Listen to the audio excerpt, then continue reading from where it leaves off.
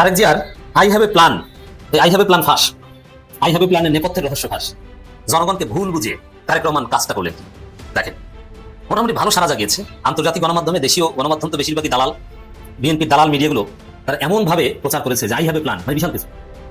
Martin Luther king, বাংলার Martin Luther king, দালাল নব্য দালাল পত্রিকা মানব জমিন, বাংলার লুথার কিং, এইভাবে শিরোনাম করেছে পুরো পত্রিকার পেজ জুড়ে তারেক রহমান। আমি এখানে ইলিয়াস হোসেনের পক্ষে কথা বলবো, কারণ বাংলা এডিশন ইলিয়াস হোসেনের একার সম্পত্তি না।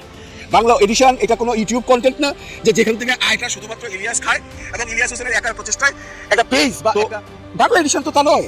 বাংলা এডিশন তো অনেকগুলো মানুষের অকাল পরিশ্রমের পর বাংলা এডিশনে একটা কন্টেন্ট আমাদের কাছে আসে। আমরা বাংলা এডিশন সম্পর্কে প্রশংসা না করে পারবো না। বাংলা এডিশন যে ধরনের সংবাদগুলো বা যে ধরনের ফিচারগুলো বা যে ধরনের কন্টেন্টগুলো তৈরি করে আমাদের কাছে এখন দিচ্ছে, বাংলাদেশে আর কেউ নেই ভাই, আর কেউ নেই।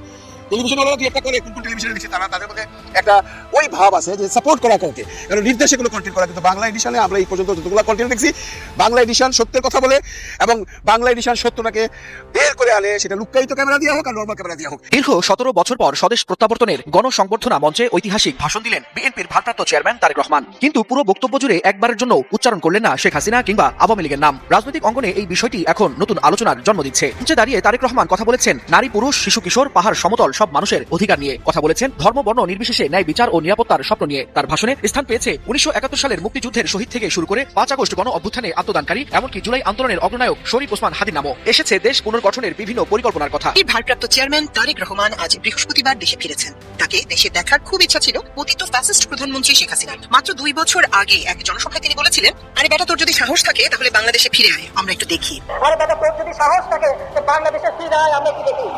আজ সম্ভবত দিল্লি থেকে শেখ হাসিনা দেখছেন তারেক রহমান দেশে ফিরেছেন। তাকে রাজস্বিক অভ্যর্থনা দেওয়া হচ্ছে। পূর্বাচলের 300 ফিটে জুলাই 36 এক্সপ্রেসওয়েতে লাখো মানুষের প্রকম্পিত স্লোগানে তারেক রহমানকে দেশে স্বাগত জানানো হচ্ছে। 2013 সালের 12 ফেব্রুয়ারি নরসিংদীর মুসলিউদ্দিন ভুইয়া স্টেডিয়ামে জেলা আওয়ামী লীগ আয়োজিত এক জনসভায় শেখ হাসিনা অত্যন্ত আপত্তিকর ভাষায় বলেছিলেন, এতিমের টাকা আত্মসাৎ করে খালেদা জিয়া জেলে, আমি দয়া করে তাকে বাসায় থাকার অনুমতি দিয়েছি আমার ক্ষমতা বলে। তার ছেলে তারেক জিয়া রাজনীতি না করার মুচলেখা দিয়ে লন্ডনে গিয়ে বসে আছে। এত টাকা কোথা থেকে পায়? জনগণের টাকা আত্মসাৎ করেছে, পালিয়ে থাকে লন্ডনে, ওখান থেকে আগুন জ্বালাতে বলে। আরে বেটা, তোর যদি এত সাহস থাকে তাহলে বাংলাদেশে ফিরে আয়, আমরা একটু দেখি। আনন্দবাজার পত্রিকা নিয়ে আমি মনে করছিলাম এই কথাটা তুলবেন উনি আজকের ভাষণে। হ্যাঁ, এই যে 300 ফিটের ভাষণে হয়তো এই কথাটা বলবে যে আনন্দবাজার পত্রিকা এটা একটা গুজব ছড়াইছে আমার বিরুদ্ধে। এই কথাটা অন্তত বলবে, হয়তো নাম না নিয়ে বলুক, আকার ইঙ্গিতে হইলেও বলবে যে ওইখান থেকে গুজব ছড়ানো হচ্ছে যে আমি 3টা ওয়াদা করে আসছি ভারতের সাথে। এরকম গুজব ছড়াইছে না যে 3টা ওয়াদার মধ্যে একটা হয়েছে কি, ওই জুলাই গণ অভ্যুত্থানে যারা জুলাই গণ অভ্যুত্থান ঘটাইছিল, বিপ্লব ঘটাইছিল, এদেরকে ধীরে ধীরে মুছে ফেলতে হবে। আরেকটা ছিল কি, আওয়ামী লীগকে পূর্ণ ভাষণ করতে হবে। আরেকটা ছিল কি, তারেক রহমান বিরাট ভুল করলেন, ভুল বক্তব্য দিলেন, যে বক্তব্যে আমরা একমত হই এবং আমরা প্রতিবাদ জানাতে বাধ্য। দর্শক, আমাদের সবার নৈতিক দায়িত্ব তারেক রহমান যা ঘটিয়েছেন তার প্রতিবাদ জানানো। তারেক রহমান দেশে এসেছেন, এই জন্য বিএনপির সাথে আমরা খুশি। বিশেষ করে ব্যক্তি তারেক রহমান, রাজনৈতিক নেতার ঊর্ধ্বে তার যে ইমোশন, এর প্রতি বরাবরের মতোই আমাদের শ্রদ্ধা। তারেক রহমান দেশে ফিরলেন এবং দেশে ফেরার পরের বাস্তবতাটা কি হলো। সকাল 11:39 তার বিমান ল্যান্ড করেছে হযরত শাহজালাল বিমানবন্দরে। তারপর থেকে এক দীর্ঘ যাত্রা 300 ফিটের উদ্দেশ্যে এবং সেখানে তার সংক্ষিপ্ত কিন্তু কার্যকরী বক্তব্য, তারপরে হাসপাতালে যাত্রা। বিমানবন্দর থেকে 300 ফিট পর্যন্ত বলা যায় যে প্রায় 3.25 ঘন্টারও বেশি সময় লেগেছে। যে রাস্তাটা ফাঁকা থাকলে যেতে সময় লাগার কথা মাত্র 5-7 মিনিট, 10 মিনিটের বেশি না, সেই রাস্তাটাই সময় লাগলো এত বেশি। সুতরাং বোঝাই যাচ্ছে যে কি অবস্থা হয়েছিল রাস্তায়। তারেক রহমান কি বললেন, তার উল্লেখযোগ্য কথাগুলো এবং তাকে নিয়ে বাংলাদেশে এই মুহূর্তে যা ঘটছে সেগুলো স্বাভাবিক না, কোনো কোনো ক্ষেত্রে অতিরঞ্জিত কিছু। যেভাবে ঠিক হাসিনার সাথে আচরণ করতো, এটা মিডিয়ার কোনো নিরপেক্ষ আচরণ নয়। মিডিয়াগুলো এভাবে নোংরা দালালি করতে পারে না। হাসিনা মুজিবকে যেভাবে কাল্ট হিসাবে মূল্যায়ন করতো, ওইভাবে তারেক রহমানকে এখন কাল্ট বানাচ্ছে দালাল মিডিয়াগুলো। এমনকি আমার দেশ পত্রিকা, আমি বিশ্বাস করি তারা লাইনে আসবেন, তাদের টাকা পয়সার অভাব, সাংবাদিকদের বেতন দিতে পারছে না, ঠিক মতো অ্যাড পাচ্ছে না, এখন একটু বিএনপিকে পাম দেয় এবং জামাতের বিরুদ্ধে বিভ্রান্তিকর রিপোর্ট করে। জামাত চরমনায় যে রিপোর্টটা করেছে, যে বিভ্রান্তি ছড়িয়েছে, ইসলামপন্থীদের মধ্যে ফাটল সৃষ্টি করিয়েছে আমার দেশ পত্রিকা, এটা হতাশাজনক। এটা তাদের গরিবানা হালত থেকে, মানে পয়সার অভাব থেকে এই ঘটনা ঘটিয়েছে। যে বিএনপি, যেহেতু বিএনপির অনেক টাকা পয়সা আছে, এরা অ্যাড ম্যান যদি দেয়, একটু জামাতের একটু বাজ দিলাম, তারেক রহমানকে কিছু অ্যাড দেন। বিএনপির লোকজন নিজেরা নিজেদের অ্যাড দেয় না, তাও দেন। আমার দেশের সমস্যা এইটা। আমি খোঁজ নিলাম যে আমার দেশের এই রিপোর্ট করার কারণ কি। অনেকে বললো যে ভাই এরা টাকা পয়সা নাই, এখন জামাত প্রতিষ্ঠান তো অল্প, জামাত ক্ষমতা আসলে এই দুর্বলতাগুলো ওভারকাম হবে পরের। তো দর্শক এমন ভাবে প্রচার করেছে এবং বিদেশেও সারা জাগিয়েছে, আই হ্যাভ এ প্ল্যান মনে হয় যেন বিশাল কিছু, যদিও আই হ্যাভ এ প্ল্যান এভাবে একজন রাজনীতিবিদ বলতে পারে না, এটা আমলাদের ভাষা। রাজনীতিবিদ জনগণের প্রতিনিধিত্ব করবেন, তার নিজের প্ল্যান অনুযায়ী দেশ চালাবেন, তাহলে পার্লামেন্ট কি জন্য? এটা কোনো কথা না। যাই হোক, আই হ্যাভ এ প্ল্যানটা কি, তারপর আকর্ষণীয় একটা কথা, I have a plan, I have a dream, বিশাল কিছু। কি ড্রিম, কি প্ল্যান? আসলে ফাঁকা বলি, খালি কলসি, কোনো প্ল্যান না, কিচ্ছু না। আপনি শুনলে অবাক হবেন। আই হ্যাভ এ প্ল্যান কি, আমরা একটু খোঁজ নিলাম, আসলে কি খোঁজ নিয়ে দেখলাম যে এটা চাপাবাজি। কি বিএনপি নেতাদের কাছে জিজ্ঞেস করলাম, সাংবাদিকরাও জিজ্ঞেস করেছে, আপনারাও আলাপ করে দেখেন আই হ্যাভ এ প্ল্যানটা কি, লন্ডন থেকে কিছু শিখে এসেছে কিনা, বা আসলে মহা কোনো চমক আছে কিনা যার মধ্যে পুরো জাতিকে থেকে ইমপ্রেস করবে, যেটা আসলে অন্য কেউ পারবে না, only Tarique Rahman can do it. কি সেটা? তারপরে দেখা গেল যে আসলে কিছু না, বলে যে একটাই দফাই হচ্ছে আই হ্যাভ এ প্ল্যান। এখন কেমন লাগে বলেন? আমি আপনি সবাই আই হ্যাভ এ প্ল্যানের উপর কি আকর্ষণ ছিল, আর এখন শুনলাম কি বলে যে 31 দফা। মেজাজটা খারাপ হয় না? 31 দফা বস্তা পচা 31 দফা, যে 31 দফা 5 আগস্টের পর ইনভ্যালিড হয়ে গেছে, কারণ 31 দফার মধ্যে জুলাই আগস্ট অভ্যুত্থান বা বিপ্লব নাই। আবার 31 দফার মধ্যে জুলাই নাই, এটা ইম্পর্টেন্ট প্রশ্ন। আবার 31 দফা যে সংস্কারগুলোর কথা বলা হয়েছে, অনেক কিছু ঐকমত্য কমিশনের মাধ্যমে জুলাই সনদে ফাইনালাইজড হয়েছে। তো সেখানে 31 দফা আবার কি, আর 31 দফা মানুষ বুঝে? যাই হোক, 31 দফা 8 দফা ওই ফ্যামিলি কার্ডের নামে বাটপারি। কেউ বলে ফ্যামিলি কার্ডের মাধ্যমে মাসে আপনি 25,000 টাকা পাবেন, কেউ বলে 10,000 টাকা, কেউ বলে 2,500 টাকা। আসলে কিচ্ছু পাবে না। একটা এআই বানানো ভিডিও দেখলাম, একজনে বাজার করতে গেছে, যে আমাকে এইটা দেন, দোকানদার দিয়েছে, দোকানদারকে ফ্যামিলি কার্ড ধরিয়ে দিয়েছে, যে এই নেন, আমাকে যা দিয়েছেন এই কার্ড থেকে রাখেন টাকা। বলছে কিসের টাকা? কার্ড আপনার নেতাকে দেন, দিতে হবে, আপনার টাকা দিতে হবে। তো ফ্যামিলি কার্ড সব মেরে খাবে, এগুলো সব ভাওতাবাজি। আর 47 লক্ষ ফ্যামিলি কার্ড বর্তমান সরকারের আমল চলমান রয়েছে, এবং কিউআর কার্ড মানে স্মার্ট ফ্যামিলি কার্ড, ডিজিটাল। তা আপনি নতুন ভাবে কিসের ফ্যামিলি কার্ড দেখাচ্ছেন? যেভাবে বলছেন যে এই কটা ফ্যামিলি কার্ড দিব, ওই তাতে মাসে 30,000 কোটি টাকা লাগে, মাসে 30,000 কোটি টাকা ব্যয় নির্বাহ করা ফ্যামিলি কার্ডের জন্য, এটা বাংলাদেশের পক্ষে সম্ভব? ফ্যামিলি কার্ডের নামে বাটপারি, 31 দফা নামের ভুয়া বস্তা পচা কিছু ইনভ্যালিড দফা, যেটা বাংলাদেশে এখন অপ্রাসঙ্গিক। আমি আবারও বলছি, 31 দফা কেন অপ্রাসঙ্গিক? কারণ 5 আগস্ট নাই। 5 আগস্ট ছাড়া কোনো দফা বাংলাদেশে চলবে না, চলে না, বাংলাদেশের মানুষ নেয় না, কারণ নতুন বাংলাদেশের ভিত্তি হচ্ছে 5 আগস্ট। আবার 31 দফায় কিছু সুন্দর সুন্দর সংস্কার কথা বলা হয়েছে, যেটা ঐকমত্য কমিশন অলরেডি বাস্তবায়ন করেছে বা জুলাই সনদে এসে গেছে, যেটা গণভোটের মাধ্যমে চূড়ান্ত ফয়সালা হবে। তাহলে 31 দফার আবার দরকারটা কি? ইউনূস নিজেই তো 31 দফা খেয়ে দিয়েছেন অনেকটা। তো এই জায়গায় দর্শক, তারেক রহমানের আই হ্যাভ এ প্ল্যান, এটা একটা ভুয়া জিনিস। কোনো আই হ্যাভ এ প্ল্যান নাই। আই হ্যাভ এ প্ল্যান মানে 31 দফা, 8 দফা, হাবিজাবি, ফ্যামিলি কার্ড, কৃষক কার্ড, আরো কি কি বলে। আবার দেখেন, বলে যে ফ্যামিলি কার্ড, কৃষক কার্ড, আরো কি কার্ড জানো আছে। এখন মনে করেন যে ফ্যামিলি পুরুষ সদস্য, সে পেল কৃষক কার্ড। আবার ফ্যামিলি নারী সদস্য, সে পেল ফ্যামিলি কার্ড। আবার ইয়াংদের জন্য কিনা বলবে যে ইয়ক কার্ড। সব মিলে একটা ফ্যামিলি ঘরে 30,000 টাকা এমনি এমনি পেতে পারে, এরকম একটা হাইপ তৈরি করছে। অথচ এগুলো সব ভুয়া, সম্ভব না। আপনাকে ফ্যামিলি কার্ড দিবে না, আপনার কাছ থেকে চান্দা নিবে, আপনার কাছে বলবে যে ফ্যামিলি কার্ড দেবো, টাকা দাও, টাকা দিয়ে আপনার কোনো কার্ড দিবে না, আপনি খুঁজেই পাবেন না। আপনি জানেন না বিএনপি কি করেছে? শুধু খাম্বা, বিদ্যুৎ নাই, তারও নাই। এই জাতি 2001 থেকে 2006 সালে যে লোডশেডিং পেয়েছে, পৃথিবীর ইতিহাসে খাম্বা আছে, অথচ এরকম বিদ্যুৎবিহীন অন্ধকার 2001 থেকে 2006 এর মতো আপনি দেখাতে পারবেন না। এই আপনাকে কি ওই যারা শুধু খাম্বা দিয়েছে, বিদ্যুৎ নাই, তারও নাই, এরা ফ্যামিলি কার্ডের বিনিময়ে কার্ড দিবে, কার্ডের মধ্যে টাকা থাকবে না। আর ওই কার্ড যে দিবে, ওই কার্ড দেওয়ার কথা বলে আপনার কাছ থেকে আরো টাকা নিবে। তারপরে একটা কার্ড দিতে পারে, ফাঁকা কার্ড, যে কার্ডের মধ্যে কিছু থাকবে না, কিছু পাবেন না। ওইগুলোকে বলছে আই হ্যাভ এ প্ল্যান। তাহলে কেমন লাগে বলেন যে আই হ্যাভ এ প্ল্যানের নামে জনগণকে ভুলভাল বুঝাচ্ছেন মিস্টার তারেক রহমান? এটা ডিজিটাল যুগ, আপনি কি ভুল বুঝাতে পারেন? আপনি বলেছিলেন, মানুষ বিশ্বাস করেছে। অতএব আই হ্যাভ এ প্ল্যান নিয়ে ব্যর্থ। এখানে মজার একটা রিপোর্ট করেছে কালবেলা, যদিও বিএনপির দখলকৃত মিডিয়া, কিন্তু অনেক মজার রিপোর্ট করে। দেশ নিয়ে তারেক রহমানের কি সেই আই হ্যাভ এ প্ল্যান, এটা হচ্ছে রিপোর্ট। দেশে ফিরে ভিন্নধর্মী বক্তব্য দিয়ে প্রশংসা পাচ্ছেন বিএনপির ভারপ্রাপ্ত চেয়ারম্যান তারেক রহমান। এখন এই কালবেলা আম দিতে দিয়ে ধরা খেয়েছে। তিনি গত বৃহস্পতিবার বিকেল রাজধানী পূর্বাচলের 300 ফিট এলাকায় আয়োজিত এক বিশাল গণসংবর্ধনা অনুষ্ঠানে বিশ্ববিখ্যাত কৃষ্ণাঙ্গ নাগরিক অধিকার নেতা মার্টিন লুথার কিং জুনিয়র ঐতিহাসিক উক্তি আই হ্যাভ এ ড্রিম এর প্রসঙ্গ তুলে ধরেন। 17 বছর পর দেশের মাটিতে পা রেখে দেওয়া বক্তব্যে তারেক রহমান বলেন, মার্টিন লুথার কিং এর যেমন মানুষের জন্য একটি স্বপ্ন ছিল, তেমনি বাংলাদেশের মানুষের জন্য আরো একটি পরিকল্পনা রয়েছে। I have a plan for the people, for my country. Grammatical ভুল আছে, ওদিকে আমি গেলাম না। তার এই বক্তব্যের পর জনমনে নতুন করে কৌতূহল তৈরি হয়েছে, কে ছিলেন মার্টিন লুথার কিং জুনিয়র এবং কি হয়েছে তারেক রহমানের, কি রয়েছে তারেক রহমান পরিকল্পনায়। আই হ্যাভ এ প্ল্যান বলতে তারেক রহমান সত্যিকার অর্থে কি বুঝিয়েছেন সে বিষয়ে জানতে চাওয়া হলে বিএনপির যুগ্ম মহাসচিব শহীদুদ্দিন চৌধুরী এনি কালবেলাকে বলেন, তারেক রহমান যে বক্তব্য দিয়েছেন সেখানে অনেক বিষয় উঠে এসেছে। আই হ্যাভ এ প্ল্যানের মধ্য দিয়ে তিনি একটি সুদূরপ্রসারী রাষ্ট্র পরিচালনার কথাই বুঝিয়েছেন। এর মাধ্যমে তিনি রাষ্ট্র কাঠামো মেরামতের 31 দফা রূপরেখা ঘোষণা করেছেন। বুঝতে পারছেন? আইএফএ প্ল্যান মানে 31 দফা। আবার এনি বলেন ওই যে ফ্যামিলি কার্ড, বেকার যুবকদের জন্য ভাতা প্রদান, কৃষক কার্ড, স্বাস্থ্য কার্ড, এগুলো হচ্ছে আইএফএ প্ল্যান। কেমনটা লাগে বুঝেন? আমি ইলিয়াস হোসেন সাহেবকে বলছিলাম যে আপনি যে সমস্ত ভাষার প্রয়োগ করেন এগুলো ঠিক না, এগুলো আপনি পরিহার করেন। এই ধরনের একটা ভিডিও করছিলাম, অনেকেই দেখছেন। এখানে যে অনেকে মন্তব্য করছেন যে আমি নাকি ইলিয়াস হোসেনকে বুঝি নাই, আমি ইলিয়াস হোসেনের বিরুদ্ধে আচরণ করতেছি। শুধুমাত্র আমার ওই কন্টেন্টের নিচেই না, আমার যে হোয়াটসঅ্যাপ নাম্বার আছে সেখানেও বেশ কয়েকজন মন্তব্য করছেন এবং তারা বোঝাতে চাচ্ছেন যে আমি মানে বেকার এই কন্টেন্টটা করছি, আমার এইভাবে কন্টেন্ট করা উচিত হয় না, ইলিয়াস হোসেন সম্পর্কে এই ধরনের কথা বলা উচিত হয় না। আমি কিন্তু ইলিয়াস হোসেন সম্পর্কে কোনো বাজে কথা বলি নাই, এক নাম্বার।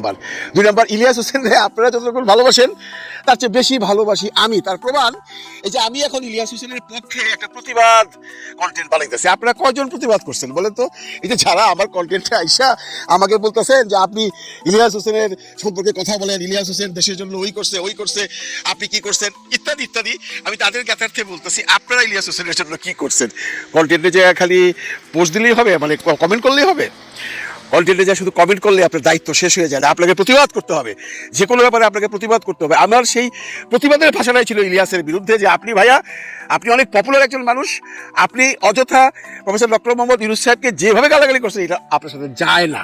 আমি এখনো বলছি এটা ইলিয়াস হোসেনের সাথে যায় না। এই জন্য আপনারা যারা রাগ করেন, আই ডোন্ট কেয়ার। আচ্ছা, এখন আসল প্রসঙ্গে আসি। এই যে ইলিয়াস হোসেনের বাংলা এডিশন এইটা যে ব্যান করে দিল বাংলাদেশ সরকার, আপনারা যারা আমাকে কমেন্ট করছেন বা আপনারা যারা আমার হোয়াটসঅ্যাপে কমেন্ট করছেন, আপনারা কয়জন ইলিয়াস হোসেনের পক্ষে এটা প্রতিবাদ করছেন? জি, আমি এখানে ইলিয়াস হোসেনের পক্ষে কথা বলবো, কারণ বাংলা এডিশন ইলিয়াস হোসেনের একার সম্পত্তি না। বাংলা এডিশন এটা কোনো ইউটিউব কন্টেন্ট না যে যেখান থেকে আয়টা শুধুমাত্র ইলিয়াস খায় এবং ইলিয়াস হোসেনের একার প্রচেষ্টায় একটা পেজ বা একটা বাংলা এডিশন তো তা নয়।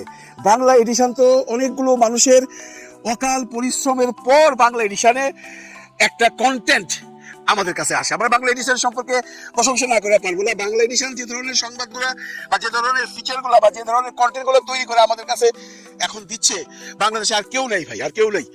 টেলিভিশন ওরা দুই একটা করে, কোন টেলিভিশনে দেখছি তাদের মধ্যে একটা ওই ভাব আছে যে সাপোর্ট করা কাউকে, কারণ নির্দেশে কোনো কন্টেন্ট করা। কিন্তু বাংলা এডিশনে আমরা এই পর্যন্ত যতগুলো কন্টেন্ট দেখছি, বাংলা এডিশন সত্যের কথা বলে এবং বাংলা এডিশন সত্যটাকে বের করে আনে, সেটা লুক্কায়িত ক্যামেরা দিয়ে হোক আর নর্মাল ক্যামেরা দিয়ে হোক। এই যে এই চ্যানেলটা বা এই মিডিয়াটাকে যে বন্ধ করে দিল ইউনূস সাহেব, কাজটা ঠিক করেন নাই। আমি জানি এটা ইউনূস স্যার করেন নাই, ইউনূস স্যারের চামচারা করছেন, তারা কাজটা ঠিক করেন নাই। ভাইয়া, ইলিয়াস হোসেনের প্রতি আপনাদের রাগ থাকতে পারে, ইলিয়াস হোসেনের প্রতি আমারও রাগ ছিল। আমি সেই রাগ, সেই ক্ষোভ, সেই দুঃখ প্রকাশ করছি। তার যে দুইটা চ্যানেল আছে, পেজ আছে, এগুলো ব্যান্ড হয়ে গেছে, এইটা নিয়ে আমার কোনো দুঃখ নাই, কারণ এখানে আপনাদের কোনো হাত নাই। যে যেভাবে বুঝান ম্যাটার থেকে এটা বন্ধ হয়েছে এবং এটা ইলিয়াস হোসেনের যে ভুল ভ্রান্তি করছে তার ফসল, এটাই বোঝা যায়, তাই না? কিন্তু বাংলা এডিশন কি করছে? বাংলা এডিশন তো কোনোদিন ইলিয়াসের চেহারাও দেখি নাই। বাংলা এডিশনে তো কোনোদিন কাউকে গালাগালি করে কন্টেন্ট করে না। বাংলা এডিশন তো সরকারের বিরুদ্ধেও কথা বলে না। যারা ইলিয়াস হোসেনের এই বাংলা এডিশন বন্ধ করছেন তাদের জন্য বলতেছি, আপনাদের বিরুদ্ধেও কখনো কথা বলে না। বাংলা এডিশন সত্যের পথে চলে এবং বাংলাদেশের মানুষ এটাকে লুইফা দিছে। সেই বাংলা এডিশনের পিছনে আছে ইলিয়াস হোসেন। কিন্তু বাংলা এডিশন তো এই যে বন্ধ করলেন, কতগুলো মানুষ এখানে কাজ করে, কতগুলো মানুষ এখানে চাকরি করে, ওদের পেটে তো লাথি দিয়ে দিলেন। ইলিয়াসের প্রতি আপনাদের শত্রুতা থাকতে পারে, ইলিয়াসের অন্যায়ের জন্য ইলিয়াসকে আপনারা শাস্তি দিতে পারেন, কিন্তু এই বাকি 50-60টা লোকের তো আপনারা শাস্তি দিতে পারেন না। যাই করছেন, আমি প্রফেসর ডক্টর ইউনূস সাহেবের কাছে বিরোধ অনুরোধ করতেছি, এই সমস্ত নোংরা রাজনীতি আপনার লোকজন করতেছে, এটা ঠিক না। প্রথম আলোকে নিয়ে যে ঘটনাগুলো হয়েছে সেই জন্য আমরা কখনো সাপোর্ট করি নাই। ইলিয়াস তার সাজা পাইছে, সেটা ইলিয়াসকে দিচ্ছেন, ইলিয়াসের পেজ বন্ধ করছেন, ওকে। বাংলা এডিশন, বাংলা এডিশন কি ইলিয়াসের বাপের? ইলিয়াস একলা বানাইছে এটা? এটার মধ্যে কতগুলো টাকা ইনভেস্টমেন্ট, এটার মধ্যে কতগুলো মানুষ চাকরি করে। আর আমরা যারা দেখি বাংলা এডিশন, তারা যখন বাংলা এডিশন দেখবো না, তারা এখন কাকে বিশ্বাস করবো? বাংলাদেশে যত এই সমস্ত কন্টেন্ট যারা বানায় সবাই তো একটা পক্ষের পক্ষে কথা বলে, দালালি করে।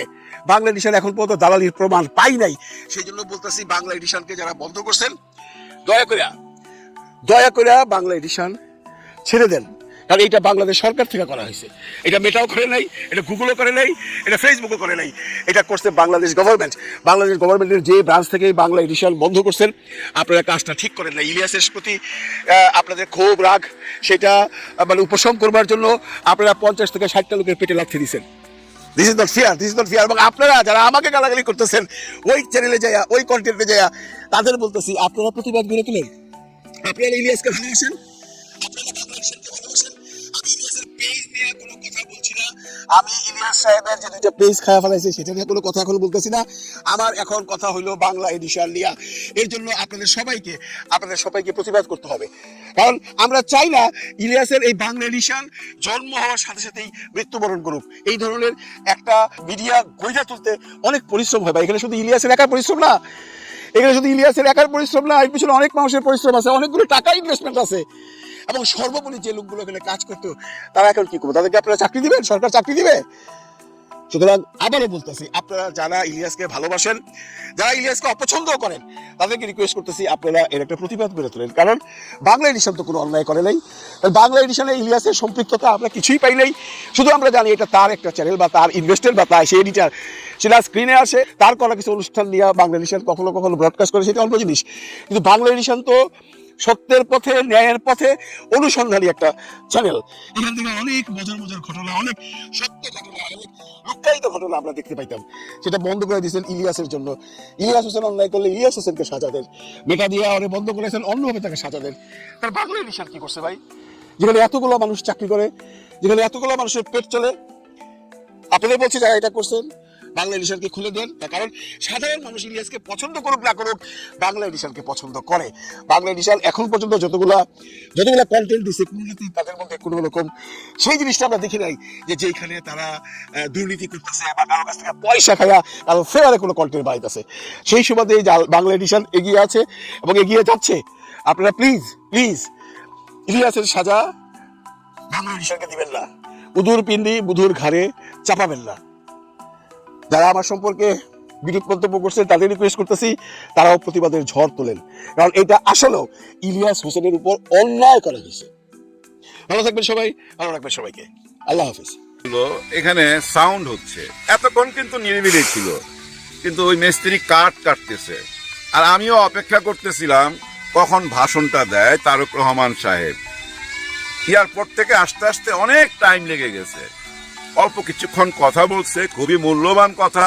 তবে এয়ারপোর্টে নেমে একটা কাজ করছে যেটা আমার খুবই ভালো লাগছে, যে উনি জুতা মোজা খুলে মাটিতে পা দিছে। মাটিতে পা দিয়ে এবং কিছু মাটি হাতে নিয়ে পাশে একজন ছিল তার হাতেও দিল। এই ব্যাপারটা খুবই ভালো লাগছে। আরেকটা ব্যাপার ভালো লাগছে, এয়ারপোর্টের লাউঞ্জে বসে ডক্টর ইউনূস স্যারকে উনি টেলিফোন করছে, ধন্যবাদ জানাইছে। ওনার যেভাবে সিকিউরিটি দিচ্ছে, যে ব্যবস্থাগুলো করছে সরকার, এই ব্যাপারে উনি খুবই হ্যাপি, এই জন্য ধন্যবাদ জানাইছে। যাই হোক, ওই এয়ারপোর্ট থেকে আসতে আসতে বুঝিনি তো ভাই, লক্ষ লক্ষ মানুষ, কিভাবে সম্ভব? সবার উপর দিয়ে তো আর জোর করে আসা যায় না, ধীরে ধীরে আসতে হয়, সবাই সাথে একটু হাত নাড়তে হয়, কথা বলতে হয়। না, কথা বলে নাই, হাত নাড়ছে। যাই হোক, একটা টাইমে আইসা উনি পৌঁছাইলেন এবং ওনার বক্তব্য রাখলেন, যেটার অপেক্ষায় আমি এখানে 1 ঘন্টা ধরে বসে আছি ভাই, ওই লাইভ দেখতেছিলাম যে কি বক্তব্য রাখে। তবে হ্যাঁ, ওনার বক্তব্যের মধ্যে যখন উনি শহীদ হাদিকে নিয়ে কথা বললো না, মনটা ভরে গেল ভাই। হ্যাঁ, আমি অপেক্ষা করতেছিলাম, আমি বিশ্বাসও করতেছিলাম যে উনি হাদিকে নিয়ে কথা বলবে। হ্যাঁ, এটা আমার বিশ্বাস ছিল এবং তাই বলছে উনি। যাই হোক, দেশের সবাইকে নিয়ে নতুন একটা বাংলাদেশ গড়তে চায়। খুবই সুন্দর সুন্দর কিছু কথা বলছে। ওনার মার কথা বলছে যে দেখেন আমার মা হাসপাতালে, আমার মন পড়ে আছে এখানে। তারপর আমি আপনাদের সামনে আসছি, কারণ আপনাদের নিয়েই তো আমার এই বাংলাদেশ, আপনাদের সঙ্গে নিয়ে বাংলাদেশ গড়তে চাই। এই দুইটা মনের কথা বলতে আসছি। বলে বিদায় নিয়ে এখন এবার কি আর হাসপাতালের দিকে যাবে? এই মুহূর্তে মনে হয় যাচ্ছে। যাই হোক, মার কাছে সন্তান যাবে, এর চেয়ে আনন্দের কি হতে পারে ভাই? উনি সবার কাছে দোয়া চাইছে ওনার মায়ের জন্য। আমরা মন থেকে দোয়া করি বেগম খালেদা জিয়া আমাদের মাঝে ফিরত আসুক। হ্যাঁ ভাই, উনি একটা ইতিহাস। ওনার মতো নেত্রী আমাদের মধ্যে ফিরে আসলে ভাই দেশের জন্য অনেক মঙ্গলজনক কাজ হবে। হ্যাঁ ভাই, সবাইকে একটা জায়গায় আনতে পারবে। ধরে নেন বেগম খালেদা জিয়া যদি কোনো কারণে পৃথিবী থেকে বিদায় নেয় ভাই, ওই দিন কি হবে আপনারা তো বুঝেন। আল্লাহ না করুক এরকম কিছু হোক, উনি আমাদের মধ্যে ফিরত আসুক, এটাই চাই। কিন্তু তারপরও তো ভাই মৃত্যুর স্বাদ সবাইকে নিতে হয়। যদি ধরেন এই কিছুদিনের মধ্যে যদি উনি আল্লাহর পেয়ারা হয়ে যায়, তাহলে ভাই এই নির্বাচনটা কি ঠিক টাইমে হবে? আপনাদের কি মনে হয়? আমার তো মনে হয় কিছু প্রবলেম দেখা দিবে, নির্বাচন পিছাইতে হইতে পারে, এরকম ঘটনা ঘটতে পারে। কারণ কি জানেন ভাই, আজকে আপনারা নিজেরাই দেখছেন যে যেভাবে মানুষ সমাগম হয়েছে, কত লক্ষ মানুষ হয়েছে, এটা নিয়ে হয়তো দু একদিন চলবে, কথাবার্তা চলবে, সেখান থেকে আমরা জানতে পারবো কত লক্ষ মানুষ হয়েছে। কিন্তু এই মানুষদের প্রাণপ্রিয় দল তো বিএনপি, তাই না? আর বিএনপির মতো একটা দলের দরকার আছে এই দেশে। আর বিএনপির মতো একটা দল ভাই এই পথে চলে যাবে, এটা তো হইতে পারে না। আমার মনে হয় এখন সঠিক পথে চলে আসবে, যেহেতু নেতা চলে আসছে। এর মধ্যে অনেকে বলার চেষ্টা করতেছে যে উনি আবার 7 দিন পর চলে যাবে। এটা আমার একদমই বিশ্বাস হয় না, এটা একটা ভুয়া নিউজ। 7 দিন পর কেন চলে যাবে উনি? এটা কি হয়? আর যদি 7 দিন পর চলে যাইতো তাহলে কিন্তু জেবুকে আনতো না। জেবুকে চিনেন আপনারা? ওনার বিড়াল, খুব প্রিয় বিড়াল, সাইবেরিয়ান, হ্যাঁ সাইবেরিয়ান বংশদূত, বয়স মনে হয় 7 বছর। তারও পাসপোর্ট লাগছে, ভিসা লাগছে এই দেশে আসার জন্য। জেবু এই দেশে, বাংলাদেশে পা রাখলো। যারা ভাই পশুপ্রিয়, বিড়াল কুকুর পালেন, তারাই ব্যাপারটা বুঝবেন, অন্যরা ব্যাপারটা বুঝবেন না। এই যে নিয়ে আসছে না ভাই, এটা প্রমাণ করে যে উনি আর যাচ্ছেন না। যদি 6-7 দিনের জন্য আসতো তাহলে কারো কাছে রেখে আসতো জেবুকে। জেবু আসাতেই প্রমাণ হয় আপনারা যারা বলতেছেন 7 দিন পর চলে যাবে, এটা একটা ভুয়া নিউজ আমার দৃষ্টিতে। জেবু দিয়েই প্রমাণ দিলাম। যাই হোক, এর মধ্যে ভাই আরেকটা খুব সুন্দর নিউজ আছে, ভালো নিউজ আছে, খুশির খবর আছে। একটু চিৎকার করে কথা বলতে হবে। এই আওয়াজ ভাই আমার কানে লাগতেছে, আপনাদের কানে লাগতেছে কিনা জানি না, কিন্তু আমি অনেক দূর যাইতে পারি, কিন্তু যাবো কিভাবে? এদিকে না সব পানি, সব পানি, ওদিকে যাওয়া যাবে না, ওদিক দিয়ে ঘুরা যাইতে হবে। এর মধ্যে সূর্য মামা চলে যাবে। সূর্য মামা থাকাকালীন খুশির খবরটা শেয়ার করি আপনাদের সঙ্গে। সেই খুশির খবরটা কি জানেন? আপনারা যারা আমাকে ফলো করেন দেখছেন আমি খুব এনসিপি কে সাপোর্ট করি। আপনারা প্রথম থেকে খেয়াল করেন, আমি এনসিপি নিয়ে অনেক অহংকার নিয়ে অনেক কথা বলছি, অনেক হিসাব মিলাইবার চেষ্টা করছি এবং সবকিছুই ঠিক যাচ্ছিল। কিন্তু কিছুদিন যাবৎ এনসিপির ওই যে একবার বিএনপির দিকে যায়, আবার নাকি জামাতের দিকে আসবে, আবার বলে আমরা নিজেরাই নির্বাচন করব, এবং ওনাদের কথাবার্তার মধ্যে কেমন যেন ব্যালেন্স পাচ্ছিলাম না। হ্যাঁ, ব্যালেন্স পাচ্ছিলাম না। ওনাদের মধ্যে থেকে একজন যখন বলল ৭১-এর বিচার হইতে হবে জামাতে ইসলামের, তখন থেকে ভাই মনটা নষ্ট হয়ে গেছিল। মনের ভিতরে ভাই ধিকি ধিকি আগুন জ্বলতেছিল যে এইটা কি বললো, হায় হায়, ওই পুরানা বয়ান, ওই আওয়ামী লীগের বয়ান তাদের মুখে কেন আসলো? তখন থেকেই ভয় ঢুকে গেছিল যে এই দলটা না বেপথে চলে যায়, যার জন্য কিছুদিন যাবৎ কোনো কথা বলতেছিলাম না। কিন্তু আজ থেকে আবার কথা বলা শুরু হবে, কারণ জামাতে ইসলামের সঙ্গে ওনারা একজোট হইয়া নির্বাচন করবে। এইটাই সঠিক পথ। জামাতে ইসলামের 8 দল যে ছিল, ওনারা 8টা দল মিলা যে একটা প্ল্যাটফর্মে আছে, এখন 9টা হয়ে গেল, এবং এইটাই সঠিক পথ। এইটাই চাইতেছিলাম মন থেকে, কারণ আপনারা নিজেদেরকে প্রমাণ করছেন ইমাম হিসাবে। হ্যাঁ, এই যে নাহিদ ইসলাম যেদিন প্রথম আমাদের সঙ্গে পরিচয় হয় সেই দক্ষিণ প্লাজায় সংসদ ভবনের, সেদিন ওনাকে ইমাম হিসাবে পরিচয় করায় দিছিল। কিন্তু একজন ইমাম কিভাবে বেপথে যাবে? এটা তো হইতে পারে না। সঠিক পথে থাকতে হবে। ইমাম বলতে কি বুঝায় ভাই, বুঝছেন? যে নেতা, হ্যাঁ নেতা। মনে করেন যে ইমামতি করতেছে, উনি আমার নেতা, উনার পিছনে আমি নামাজ পড়বো। কেন? উনাকে আমি বিশ্বাস করি, উনাকে বিশ্বাস করি বলেই তো উনার পিছনে নামাজ পড়তেছি, তার মানে উনি আমার ইমাম। ঠিক তেমনি ভাই নেতাও একজন ইমাম। নেতার পিছনে আমরা কখন থাকবো? যখন আমরা বিশ্বাস করবো যে না, ও সঠিক পথে আছে, ও আমাদের জন্য কাজ করবে। এটাই তো নেতা হয়, তাই না? কিন্তু নেতা যখন কারো কাছে বিক্রি হয়ে যাবে, সেটা তো নেতা হইতে পারে না। যেমন ধরেন এই যে একটা গুজব যে ছড়ায় গেছিল যে আনন্দবাজার পত্রিকা নিয়ে, আমি মনে করছিলাম এই কথাটা তুলবেন উনি আজকের ভাষণে। হ্যাঁ, এই যে 300 ফিটের ভাষণে হয়তো এই কথাটা বলবে যে আনন্দবাজার পত্রিকা এটা একটা গুজব ছড়াইছে আমার বিরুদ্ধে। এই কথাটা অন্তত বলবে, হয়তো নাম না নিয়ে বলুক, আকার ইঙ্গিতে হইলেও বলবে যে ওইখান থেকে গুজব ছড়ানো হচ্ছে যে আমি 3টা ওয়াদা করে আসছি ভারতের সাথে। এরকম গুজব ছড়াইছে না যে 3টা ওয়াদার মধ্যে একটা হয়েছে কি যে ওই জুলাই গণ অভ্যুত্থানে যারা জুলাই গণ অভ্যুত্থান ঘটাইছিল, বিপ্লব ঘটাইছিল, এদেরকে ধীরে ধীরে মুইছা ফেলতে হবে। আরেকটা ছিল কি আওয়ামী লীগকে পুনর্বাসন করতে হবে। আরেকটা ছিল কি জানো, এরকম হাবিজাবি অনেক কিছু ছিল। আমি এগুলা খুব কাউন্ট করতে চাই না। আমি এর আগেও আপনাদেরকে বলছি যে আনন্দবাজার পত্রিকা এটা পয়সা খায় এই কাজটা করছে। অনেকে বিশ্বাস করতে চান না এই জন্য যে আনন্দবাজার কেন পয়সা খায় এই কাজটা করবে, কারণ ভারত তো বিএনপির সাথে হাত মিলাইছে, এটাই শোনা যাচ্ছে। তাহলে আনন্দবাজার তো ভারতের পত্রিকা, এবং তারা তো চাইবেই এটা লুকাইতে, গোপন করতে। এটা প্রকাশ করবে কেন ভাই? এটা প্রকাশ করবে এই জন্য যে ভারতের একমাত্র বন্ধু আওয়ামী লীগ, তাই না? আপনি আমার একমাত্র বন্ধু, ধরেন আপনি যদি আমার একমাত্র বন্ধু হন, আর আমি যদি দেখি আপনি আমাকে একটু এড়ায় এড়ায় চলতেছেন এবং আরেকজনের সাথে বন্ধুত্ব করতেছেন, এটা আমি মাইনা নেবো না। তার মানে ধরেন আমি আওয়ামী লীগ, আমার জায়গাটা আপনি ভারতে দখল করে ফেলাইবেন বিএনপি আইসা, এটা হইতে পারে। যার জন্য আমি আওয়ামী লীগ হইয়া আনন্দবাজার দিয়া ওই নিউজ করাবো যেন সবাই পচায়, তার মানে যেন ভারতের কোলে বসতে না পারে, সেই ব্যবস্থাটাই তো আমি করব। আমার জায়গাটাকে আমি ছাড়বো না, তাই না? এর জন্যই বলছিলাম, দেখেন শেখ হাসিনা একটা ইন্টারভিউ দিছে কোন একটা পত্রিকায়, আপনারা দেখেন ওইখানে কি বলতেছে যে চিকেন নেক নিয়ে যে বাংলাদেশ কথা বলতেছে, এটা একদমই উচিত না। এটা একটা দেশের নিরাপত্তার ব্যাপার। মানে ভারত নিয়ে ভাবতেছে যে ভারতকে যে চিকেন নেক নিয়ে, ওই যে আমাদের হাসনাত আব্দুল্লাহ যেভাবে কথা বলছিল ওই 7 সিস্টার নিয়ে, ওইটাই বলতেছে যে এরকম হুমকি ধামকি দেওয়া ভালো না, এটা একটা দেশের নিরাপত্তার ব্যাপার। ভারত আমাদের প্রতিবেশী, ভারত আমাদের বন্ধু দেশ, এবং ভারত ছাড়া একটা জায়গায় লেখছে উনি তো আবার ওই লিখিত ইন্টারভিউ দেয়, ভারত ছাড়া কোনোদিনই বাংলাদেশের উন্নতি হবে না, এই কথাটা উনি বলতেছে। যার জন্যই বলছি যে ভারতে কাউকে ঢুকতে দিবে না, আওয়ামী লীগ এটা দখল করে রাখবে। কেউ ঢুকতে চাইলে ওরকম আনন্দবাজার পত্রিকা দিয়ে গুজব ছড়ায় দিবে। এসব গুজব আমরা কানে নিতে চাই না। আমরা বিশ্বাস করতে চাই এই দেশে যারা রাজনীতি করবে, এই দেশে যারা রাজনীতি করতে চান তাদেরকে একটা কথাই মাথায় রাখতে হবে, ৩৬শে জুলাই ২০২৪-এর ৫ই আগস্ট, এই আগস্ট থেকেই আবার নতুন পথে আগাইতে হবে, পিছনে যাওয়া যাবে না। আল্লাহ রসুলের দোহাই লাগে আপনাদের, কেউ কাউকে ওই রাজাকার ট্যাগ দিয়েন না, ৭১-এর ট্যাগ দিয়েন না, ওইসব কথা বাদ দেন, ওইসব রাজনীতি বাদ দিয়া নতুন রাজনীতিতে আসেন। হ্যাঁ ভাই, নতুন রাজনীতি চায়।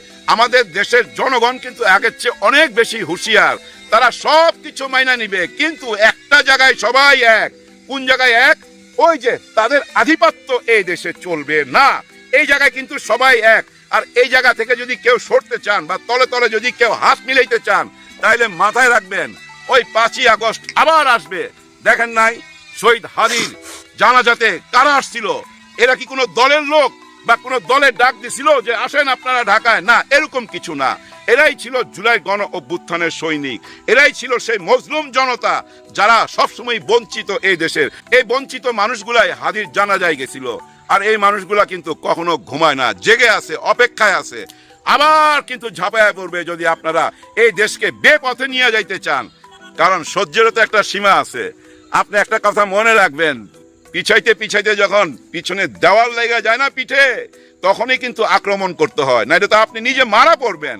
আমাদের কিন্তু দেওয়ালে পিঠ ঠেকে গেছে, দেওয়ালে কিন্তু পিঠ ঠেকে আছে। তার মানে কি জানেন? ভয়ঙ্কর রূপ আমাদের এখন। সামনে যেই পাবেন, যারাই অপকর্ম করতে আসবে, যারা ওদের আধিপত্য নিয়ে আবার সামনে দাঁড়াইবেন, উড়াই দেবো কিন্তু।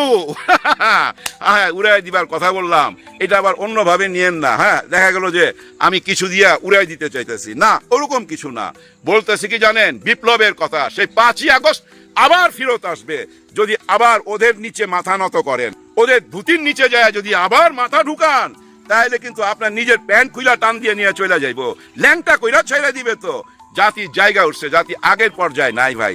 দেশের মানুষ এখন রাজনীতি বুঝে, দেশকে ভালোবাসতে শিখে গেছে। সবাই ভাই এখন জ্ঞানী, কাউকে আর বোকা বানানো যাবে না। সবার জন্য সবাই দোয়া করবেন। দেশে এসেই তারেক রহমান বিরাট ভুল করলেন, ভুল বক্তব্য দিলেন, যে বক্তব্যে আমরা একমত নই এবং আমরা এর প্রতিবাদ জানাতে বাধ্য। দর্শক, আমাদের সবার নৈতিক দায়িত্ব তারেক রহমান যা ঘটিয়েছেন তার প্রতিবাদ জানানো। তারেক রহমান দেশে এসেছেন, এজন্য বিএনপির সাথে আমরাও খুশি। বিশেষ করে ব্যক্তি তারেক রহমান, রাজনৈতিক নেতার ঊর্ধ্বে তার যে ইমোশন, এর প্রতি বরাবরের মতোই আমাদের শ্রদ্ধা। কিন্তু বাংলাদেশের রাজনীতির যে ৫ আগস্ট পরবর্তী পরিবর্তন, এই পরিবর্তনের বিরুদ্ধে কার্যত তিনি অবস্থান নিয়েছেন। তিনি এই পরিবর্তনের সাথে একমত নন, তিনি উল্টো পথে হাঁটছেন। জনমনে যে সন্দেহ এবং যেটা অলরেডি প্রতিষ্ঠিত হয়েছে সেটা সত্য হচ্ছে। কি? জনমনের সন্দেহ এবং আনন্দবাজারের